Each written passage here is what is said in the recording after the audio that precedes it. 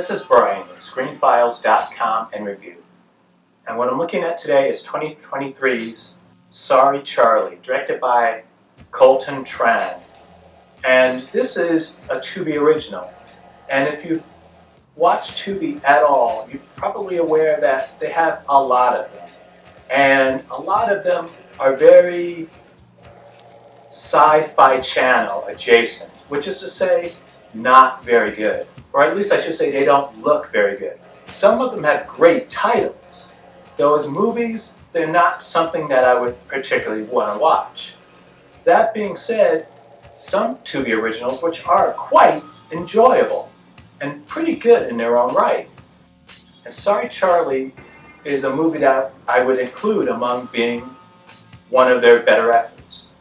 It revolves around a woman named Charlie, who we're introduced to at the beginning of the movie. Her house is invaded and she is raped by an individual who will come to be known as the gentleman, which is ironic considering what he does. In any case, his whole modus operandi is to get women pregnant just so they could have his children and make a family of sorts. So that event opens the movie, and then we meet Charlie again some time later. The movie doesn't really specify how long from the incident to when we meet her again, though I assume it's only a few months. In any case, Charlie is now a remote helpline operator. And so she's going on with her life as best she can. This gentleman person has seemingly been caught, and her therapist tells her as much, and she shouldn't be so afraid, considering that this guy is behind bars. But she's never convinced that that's the case.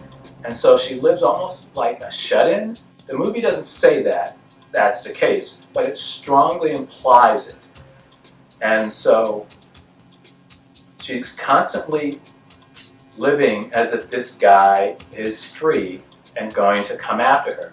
It goes without saying that she's right. And so the bulk of the movie is Charlie alone receiving telephone calls from various people. One of them being the gentleman, another being her therapist, her parents, and so on and so forth.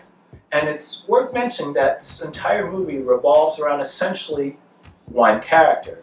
And 95% of the movie, she's alone. That's really hard to maintain interest in. It's not that her acting is bad.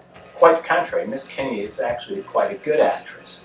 But the story isn't made in such a way that you can maintain interest in her situation for as long as the movie asks you to do so.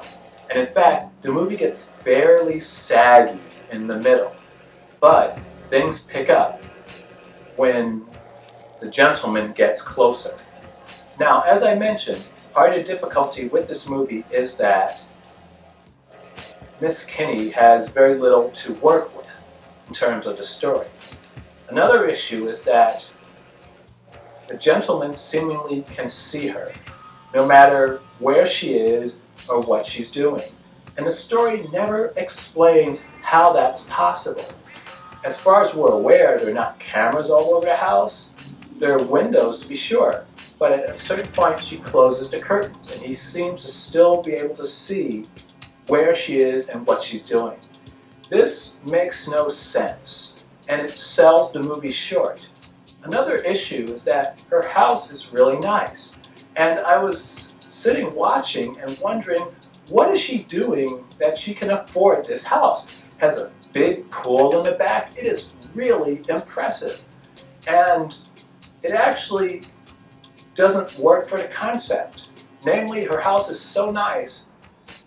The idea that someone is somehow watching every move she makes while in it falls a little flat. If her home weren't quite as opulent, by my reckoning anyway, as it happened to be, I think it could have been better explained away how she was being watched, particularly for a relatively cramped apartment. There are ways you can make that work that don't work in a really nice house.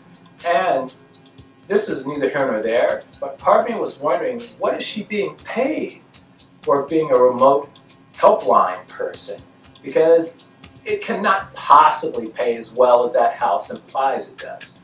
In any case, those are minor nitpicks, though they shouldn't stop you from enjoying Sorry Charlie, because it's actually pretty good. It's not perfect, as you can tell by some of my commentary, but I think it's also worth watching and one of the better Tubi originals. So what do you think? This is Brian with ScreenFiles.com and Review. Do you agree, disagree? Let me know down below. And as usual, consider a like or a follow.